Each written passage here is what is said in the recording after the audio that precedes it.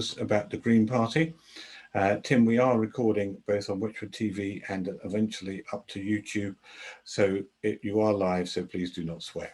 Okay? Lovely. Okay, Tim, do you want to tell us a bit about yourself and what you're doing and etc.? Certainly. Well, firstly, my name's Tim. My wife and I have recently moved into the area, mostly because we've been held up by the COVID situation. We tried to move in right at the very beginning of COVID, just being put off and off and off.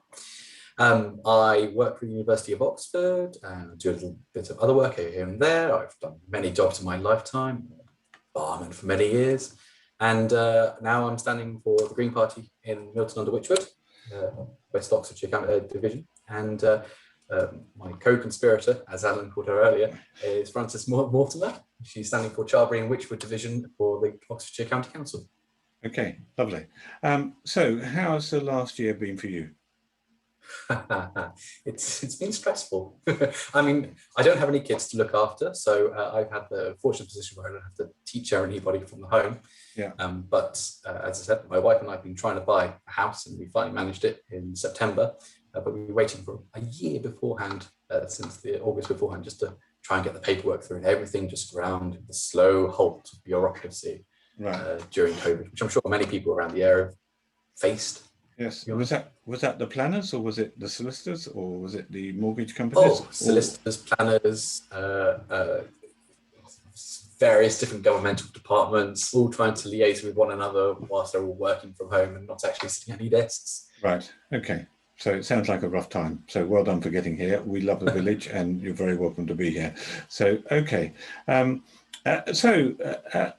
Being a politician is a bit of a thankless task, because it seems to me that it is, that if you do well, probably no one notices, and if you do badly, then there is a risk that the whole world come and beat a pass your door. How do you feel about that? Well, to be perfectly honest, any job is a thankless task, no matter what you do. I mentioned being a barman earlier. Nobody ever really buys the barman a drink anymore, isn't it?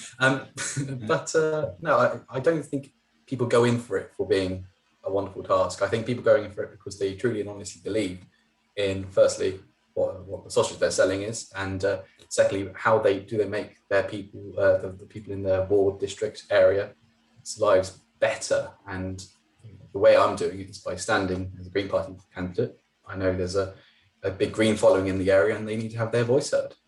Yeah. Okay.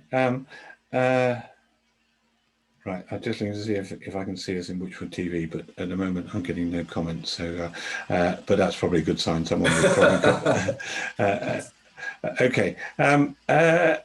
So have you been in local government before, or is this your first candidacy? This is my first candidacy. I stood in the middle of Oxford. I lived there for 5 years with my wife, and lost every time. Came second a few times, which is always a nice feeling when people say they like you enough to vote for you. Yes. But it's hopefully will be my first position as well. Yeah. Yes. Do you know Andrew McLean, who represents, I think it's Great Rissington on the district council for just over the A424? We've spoken, but we tend to speak to a lot of people, so yeah. Yes. No, he's a Green Party member, and he's a lovely man. So Andrew, if you're listening, we do like Green Party members representing us. So we like Conservatives and Labour, and I should perhaps have mentioned, in my career or life as a voter, I've voted for every political party because I usually vote for the person I like most. Okay, so that's what you have to do to get my vote. Sometimes I'm like the rest of the country and vote out of economic self-interest, but usually it's a person that I think who would be a good friend of mine. So yeah, okay. So let's move on to the sort of political questions. Is there a Green candidate standing for the Police and Crime Commissioner's role? There isn't, and that's a very interesting question and good question. So we honestly believe that police and politics should not mix. There should be a distinct line between the two. Police are there to implement the laws put down by politicians and codified by judges, common law. We're not there to, but they're not there to be pushed around by a political whimsy. It's an interesting question. In some places in the UK, we're standing police and crime commissioners, but in order to stand, you need a foot of a £5,000 bill. and Right. that's a hefty chunk of money. Yes. Yes. That's a bit anti-democratic, isn't it? Really. It does stop a lot of people. I mean, there's a fantastic independent called Alan Robinson. You actually asked me earlier if I would endorse anybody. Alan Robinson is one of the people I would endorse. He's done some wonderful work digging into the numbers of Police and Crime Commission and actually what they do and various other things like that. And he's come up with the synopsis that they've actually lost between 2015 and 2020 168 officers overall across all different types of officers joining. So, there is a role for the position, but maybe not in its current format, its current incarnation. Yes. Okay. Because in the community, and particularly on the Witchwood Post, the things that we get posts about are dog stealing, thefts from vehicles, and what we describe as the Nottingham knockers, which I fortunately have never experienced, but they're pretty aggressive people who go around and allegedly case a joint. Although in the month they were here, I don't see any reported crime, so maybe the fear is worse than the actuality. And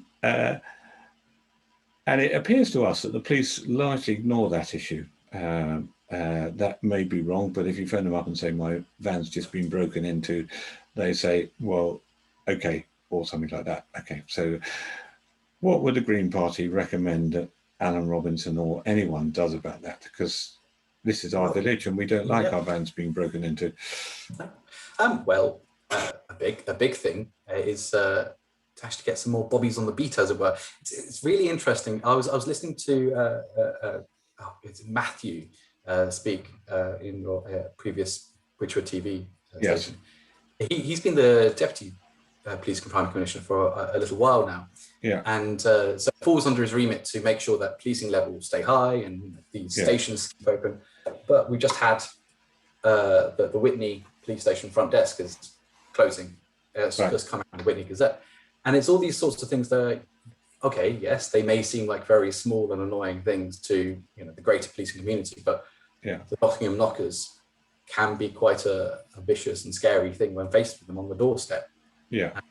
So we need to have either a police presence or some sort of way to contact police and making sure that they have the resources to come out here quickly. Yes. So you asked, how can we kind of make this happen? Well, a portion of our portion of the money that we pay to the council each and every year goes towards the policing levels, obviously, and that level is set by the Police and Crime Commissioner.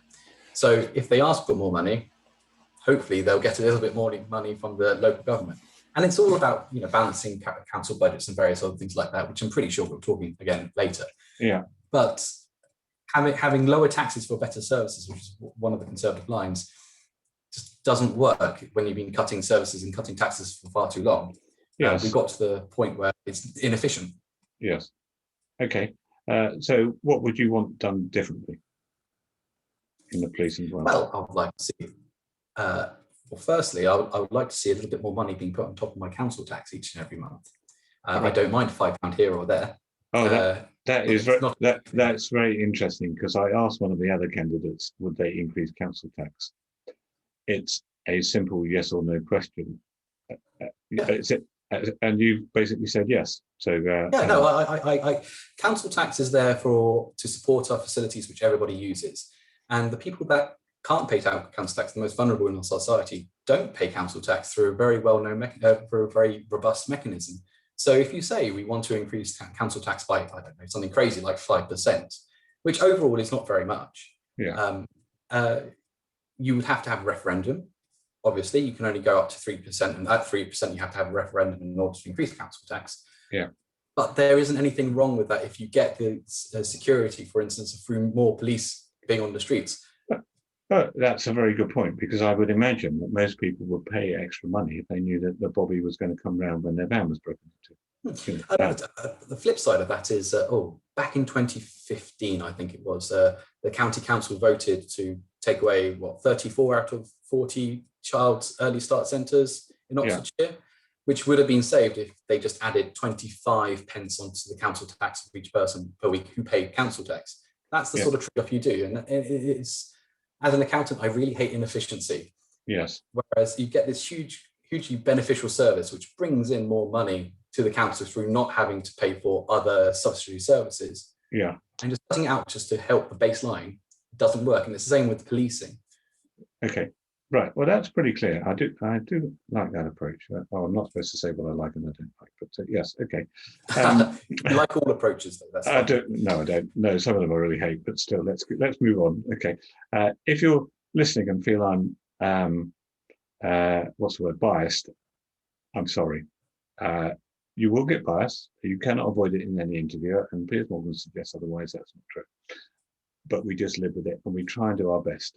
Bear in mind, I'm not paid, and nor is Tim. Okay, let's keep going. So if you're crossing me, can I take it out on me instead? Can I encourage them to get over it? Okay, so right, let's move on to the county council. Actually, we're whizzing through the questions, so feel free to chat. And okay, talk to me about what the Green Party is going to do for the residents of the Charlbury and Wychwoods district. All right. What's the best way of putting this? So we're often termed radical. I'm not too sure why I'm one of the most conservative Green Party members I possibly know. And it's just a case that we try and look at everything holistically. For instance, in Cherwell district, it's since 2019, it's been run by a coalition of Lib Dems and Greens. It's been a wonderful time watching them grow and learn. But one of the major questions we've had on your shows recently is the planning applications and what's gone wrong and various other things like that. I know we're going to come to it a bit later. But do talk about it now if you want to. So well, the Oxfordshire Growth Board, this overarching, use the word quango, but it essentially is, has all the various divisions discussing with it and trying to make an overarching plan for Oxfordshire and how it can grow in context of what the government has asked it to do. And it puts in place area plans, and it has fingers in many pies. And it's a really interesting way to see how this non-democratic group can influence democratic decisions in local areas. So, for instance, we were talking about planning how, for instance, the floodlights in Shipton under Wychwood, Beckfield Hall, have just been recently dismissed rather than accepted compared to some of the building projects that have been going on.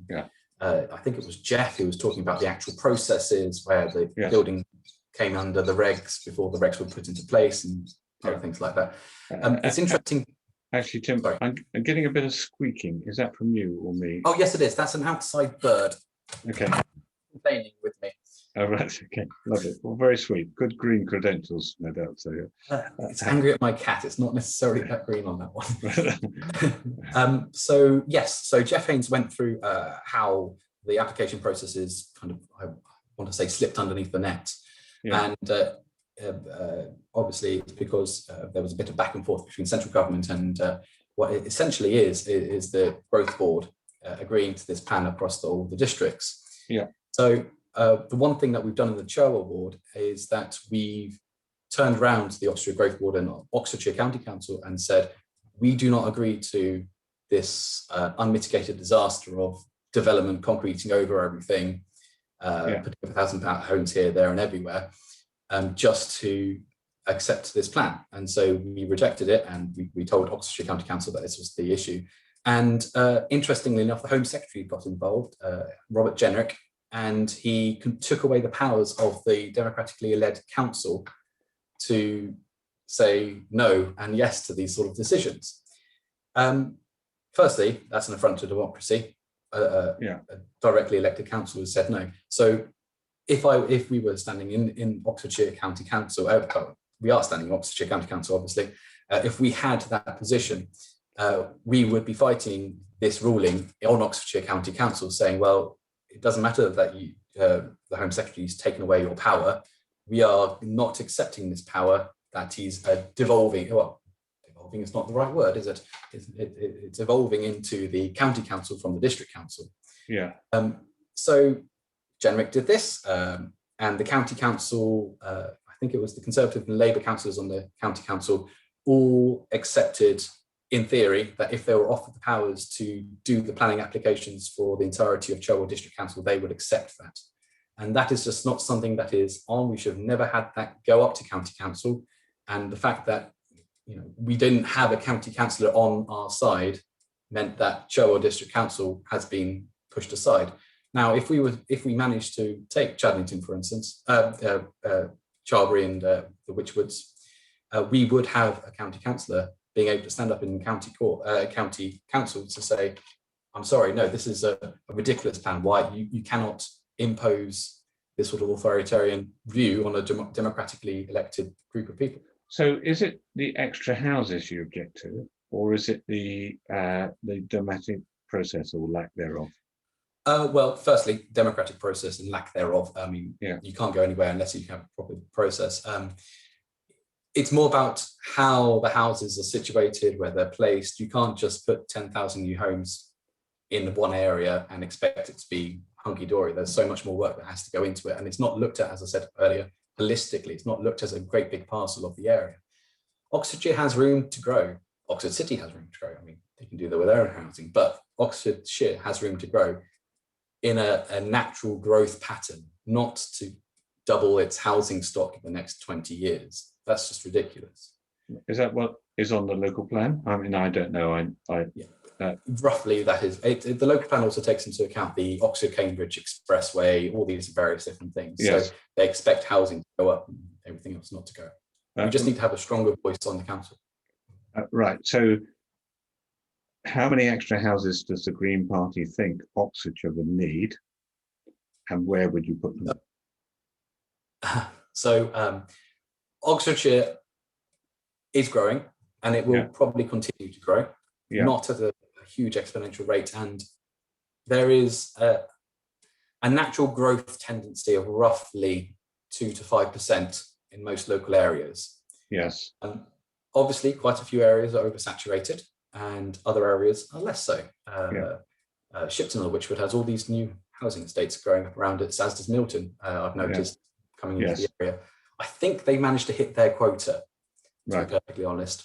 So a strong local council should be able to modify its local plan to say, actually, we've got enough housing in this particular small area. We need to now move it across to somewhere else. And you need to have an officer to actually do a cost-benefit ratio analysis on each particular case. So you would spread the extra housing out evenly throughout the county? Is that what you're saying? Evenly, but weighted with a view to thinking, well, obviously people are going to be moving in and out. I mean, I would say people will be going in and out of work, but during COVID, that's completely turned everything on its head.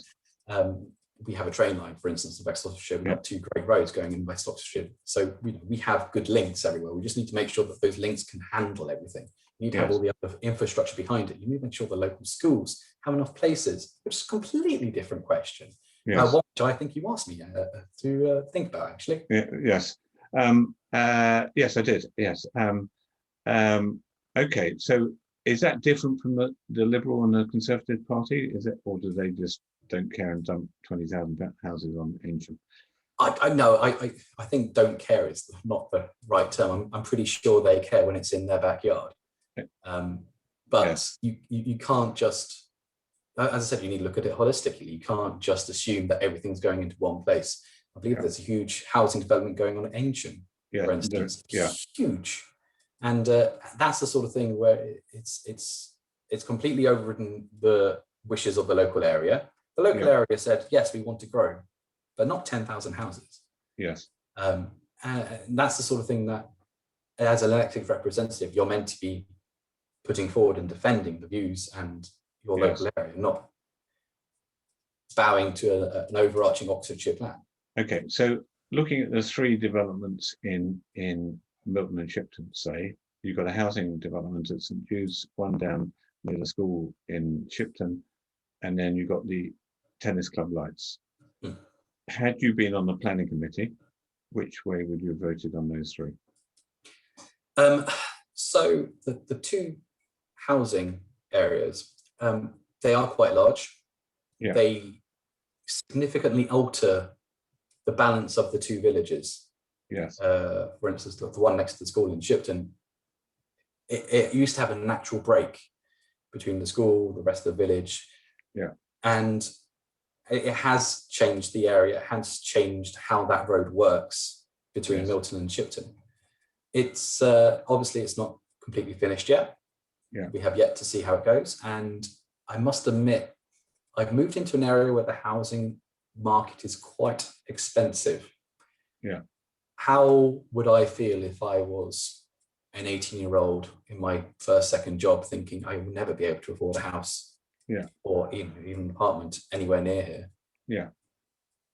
In regards to the floodlights, well, I'm rather against floodlights because they're not exactly ecologically a sensible way to go. But once again, looking at it holistically, there are so many other amenities in the local area within quite an easy drive. If you drive, if you cycle, you can cycle there. That you can reject this sort of application and it not be detrimental to the local community. If it was the only tennis court for a 20-mile drive, then yes, I would agree. A lot more people would be using it and it would be a good case for it to happen, but it isn't. How would you feel about floodlights being on till, say, 7 o'clock at night? To be perfectly honest, if it's at 7 o'clock at night during the summer or even during the spring, right now, you don't need floodlights. No, so I was thinking of the winter time because, I mean, I take the point about light pollution, but you could say let's compromise would be to turn the floodlights on till 7:30, and then the light pollution is not so bad. So the light pollution in that case, it is firstly still annoying to the people living around there, but that's only affecting a few houses and few people. How many people, firstly, would be able to use those courts during that time? Yeah. Because there's only 3-4 courts? Three courts. I think. Yeah. I don't know. Yeah. So, not that many people at any one time. Yeah. So, for people living around it, people driving past it, the visual amenity of the village, for those 3 games to be played at any one time until 7 o'clock, doesn't outweigh it still. I'll just check on. Okay, if we've got the court numbers wrong, I'm so sorry. I go down there virtually every day to go to the gym, and trust me, the gym is the best community resource in the world. So I'm a badminton player. I don't play tennis. Oh, right. Okay. Well, I am also a badminton player. We could talk about badminton later on. So, excellent. Yes. Actually, it's been quite good doing these interviews. We did one with the doctors, and they were both runners, so we had quite a chat about park runs. I do have a correction to make. It is almost impossible to cycle from Shipton and Milton to the nearest tennis court because the hills are so mountainous. So that's my. I like cycling. Okay, I like a challenge. Okay, that's my personal opinion. And yes, and then we had runners there afterwards. We kept on having runners, and now badminton players we love as well. So okay, let's go back to some questions. Enough away from exercise. We've done exercise to death in these interviews. Talk to me about your view on schools then, and what the Green Party thought on schooling in this. Okay. Well, the Green Party is overall in favour of schools, but it is a case that academies, for instance, aren't the best way to go with schools. That's a whole different kettle of fish and everything else.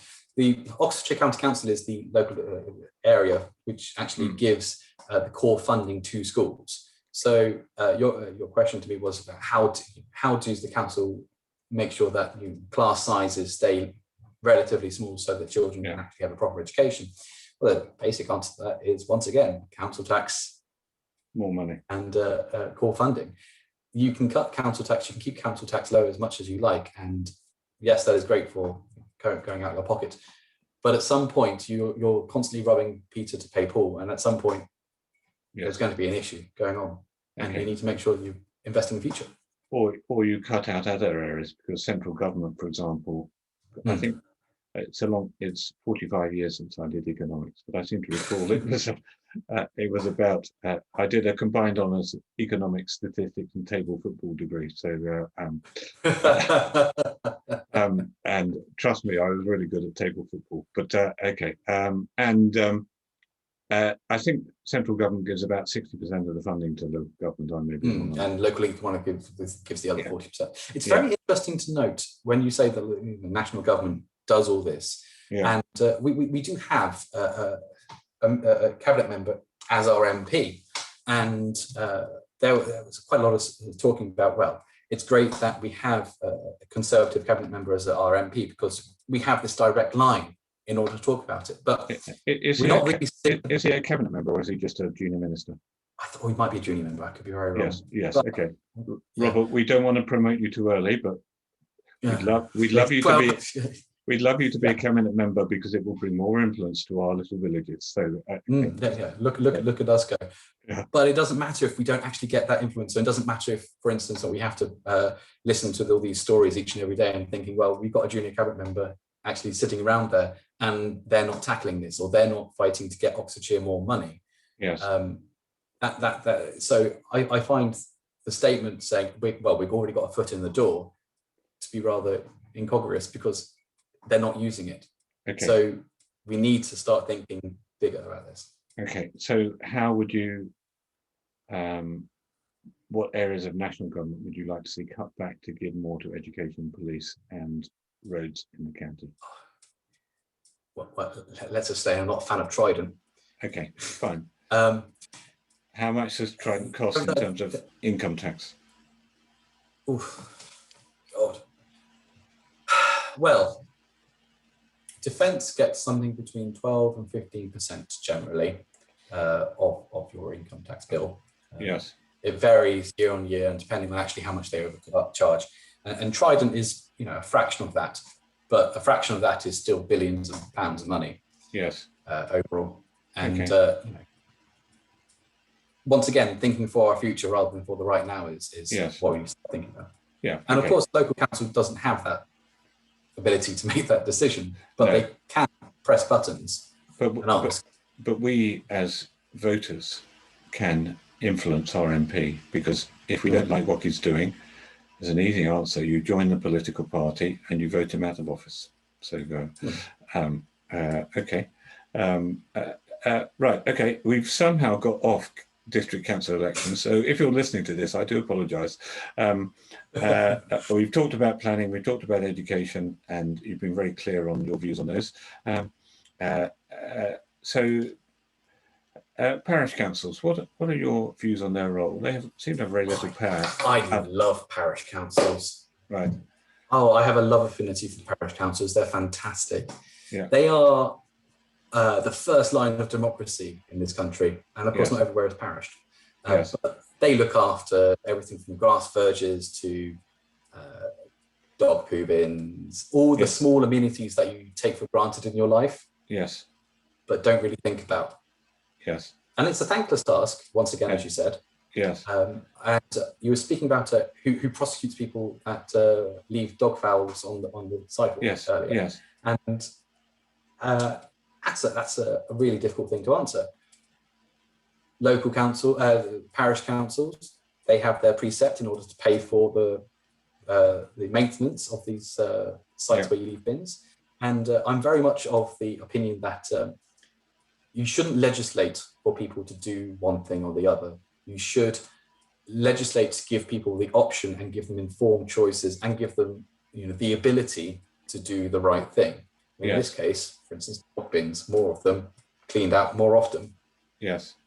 But some people will ignore the dog bins, and unless you have some power, I mean, I brought up 4 children, all of whom went through adolescence, and when they were going through adolescence, I mean, I love them to bits, but we did occasionally have to put boundaries up, and we had a very effective sanction, which was, I will not drive you in my car to your party unless you do the following. Okay. Trust me, that worked wonderfully. And surely you need the anti-party sanction for dog poo. Yes, you do. And you need to properly fund the police service in order to do this. Right. Okay. It all goes back again to the funding. Well, you are amazingly unusual. You've actually answered some questions, which for a actually the other politicians are pretty good. They got pretty close to answering them, whether you agree with their answers or not, but they did give answers. Okay, lovely. Right, we've gone through these extremely quickly. That's any amusing stories of your time on politics or your time canvassing? I think everybody has a different idea of what's amusing and what's not. I've had some wonderful times on doorsteps being said. Oh God, that's a nice one. It took me around about 300 doors in order to get nominations for Milton under Wychwood. Yes. And you only needed 2 this year. I found that quite amusing. Right. I had some wonderful chats with people on the doorstep. Yes. Saying, oh, I don't actually know much about politics, so I don't really want to give you a nomination. Explaining to them the nomination process, what it actually means. And I think the best comment I had was a lady with her grandson opening the door. I assume it was a grandson. I could be incredibly disparaging to the lady. Yeah. And she made this wonderful comment of, I'm really sorry, I won't nominate you. You seem like a very nice person, but I usually go with the person of the colour of your jumper, and happened to be wearing a blue jumper that day. And I thought it was just the nicest and politest way of saying that she was planning on voting Tory. Right. That's very good. Well, you should have come to me. I would have nominated you, but I would nominate anyone because, as I say, I've voted for all parties because I believe in the political process. I think if we don't like the decisions, we've only got ourselves to blame, basically. So, okay. Oh, right. Well, that's good. So next time you stand, if Tim comes to your door, please nominate him, okay? Because he'll eventually get 2 nominations. So you might as well save him a lot of foot leather and nominate him. Okay, so Wychwoods, please listen to that, right? Okay, and the last question. We're coming up, hopefully, to the end of lockdown. What are you going to do to celebrate? Well, it's not necessarily celebrate, but something to mark is it's the UK's Earth Overshoot Day on the 19th of May. Yeah. So I'll be sitting down that day thinking very sorry thoughts about the amount of stuff I've used this year already. So explain to me what Earth Overshoot Day is. I'm sorry to be... Right. Earth Overshoot Day is a wonderful projection of if everybody in the world lived as a person in, for instance, the UK, how long would the Earth be able to provide its natural resources, and at what point during the year would we have gone past that limit of renewables and forestry growing for the wood that we use, and what point we'll be taking away stuff that is unrenewable. Yes. And each and every year it's revised, and this year for the UK it's projected to be the 19th of May. Okay, so in other words, we use more than twice as much resources than we produce. Is that what you're saying? Oh, roughly more than 3 times. Right. Indonesia, I think, is the 22nd of December. Right. So it's not necessarily all the resources we use, it's also all the imports that we need to take in, such as if I keep on buying plastic products from China, it's also the CO2 emissions from the items coming across from China. Yeah. If I keep on buying my meat from Argentina, it's also the cutting down, not Argentina, Brazil, it's cutting down the rainforest also factored in. All these little things get added together. So and it's a great little exercise that happens every year. So what do we need to do to change that? Because it won't affect me, but it will affect my grandchildren very badly. And I don't want them to grow up in, I've seen what global warming's done over the last 40 years. And if it goes on like that, it won't be very pleasant. So, and actually, there was quite a good paper saying the economic cost of global warming is quite enormous. So, so it seems to me, even whether you agree with the Green Party politics, it's an economic common sense to address the issue. But you're talking as an accountant there. Retired accountant, please. Retired accountant there. Yeah, it's the reason I joined the Green Party in the first place. Is I am an accountant. I think logically about this sort of thing. But at the same time, there wasn't anything else providing for my future in quite the same way. I would love to pay less tax and get wonderful more services, but it just doesn't happen that way. And the same thing with how many resources I use each and every year. Yeah. So some of the easiest ways for you to cut down on your impact on the planet is to really think. Well, firstly, am I eating locally? Is all my food coming from local resources? Yeah. Cut down on those miles. Cut down on the bad effects. Also, support your local economy. But think about items that you're using, and it sounds really stupid, but I recently learned that each and every Facebook post you put up, if it's just text, it gives out overall 4 grams of CO2, which isn't a lot, but you add it up across all the Facebook users, across all the world, every single year, and it makes a ginormous amount. And I'm not saying use Facebook less or use email less, just think they used to have that heading at the end of emails saying, if you don't need to print this email, don't print this email, save a tree. Yes. Yes. We need to start thinking about that for all our lives. If you don't need to travel to the shop in the car, then yes. Well, COVID has been good for our green environment, hasn't it? So, and we proved that we don't really need to travel. In fact, my life is a lot stressful because of COVID, a lot less stressful, because when I do business networking, which I do a lot, I don't have to drive into Oxford at 6 o'clock in the morning, which is good because I get more sleep, and it's good because I don't have to waste my carbon. So is there anything proactive we could do? Could we plant trees? What would you encourage people to do? So, actually, this is back into the parish council thing. Actually, parish councils, for instance, have control over the grass cutting of verges, and it's such a small idea. But if you leave grass cutting of verges for certain points of the year, you actually increase the biodiversity and increase the carbon capture of that particular area by about tenfold. It's amazing. Don't cut down, for instance, your hedgerows between March and October. That's the point where it's sequestering the most carbon it possibly can do, and also provides a habitat for the birds and other things, which also lock away more carbon. Yeah, it's all these small things added on. I mean, it's not something that's really very well elucidated by the county councils, and that's something it really should be doing. Each of the county councils have these climate change initiatives. For instance, Conservatives want the council to be climate neutral by 2030. It's a laudable target. Yeah. But if they haven't given you the information on how to be carbon neutral by now, which is a pretty simple thing to do in a leaflet or a web page, I highly doubt that it's going to get better by 2030. You need somebody to be proactive and give out this information. For instance, for planting a tree. Okay. And so do they listen to you when you say we need to be proactive? Because you're not a majority party, but you do have influence. You can raise your voice. Not raise your voice, that's the wrong description, but you can make your point known. Do they listen to your logical and reasoned argument? So I want to say yes, and I will say yes, they do. But it's kind of like the UKIP factor. Yes. You never actually in power, but you have a sizable amount of people following you and saying, we actually want you to be doing this sort of policy. And it's taken 20 years for climate change to really become on the books, but it's taken 20 years of long, hard slog by the Green Party in order to push it onto the front of the agendas of every other party.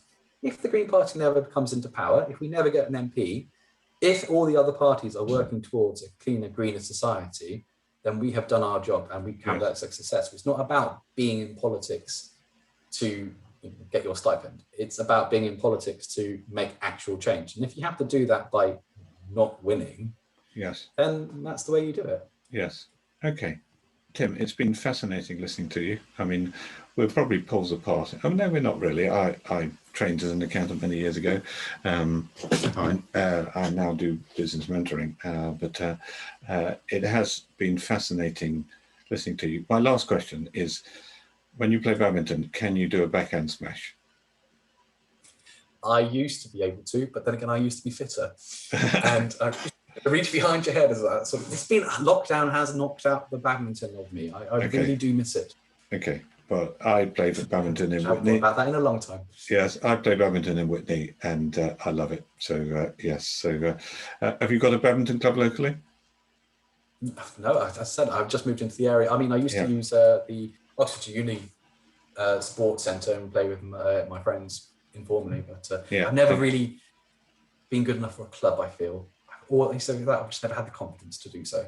Okay, fine. I'll give you a game one day and I'll teach you how to be good enough for a club. Okay, thank you very much. If you've been listening, thank you so much. I'm just going to bring Sean in, and then you can say hello to each other. And where are we? How do I find a waiting room on this toy? I messaged her, unless she's gone away again. Participant. No, she came in, and I said I'll bring her in 5 minutes. So perhaps she left again. Sean, if you're listening to me, please do come in. You're very welcome. No. It'd be lovely to say hello. Yes, it would. Yes. Oh, I was going to ask you who you vote for if you didn't. If I didn't vote for the Green Party, who should I vote for? And but I think that's probably a bit unfair, so I won't ask that question.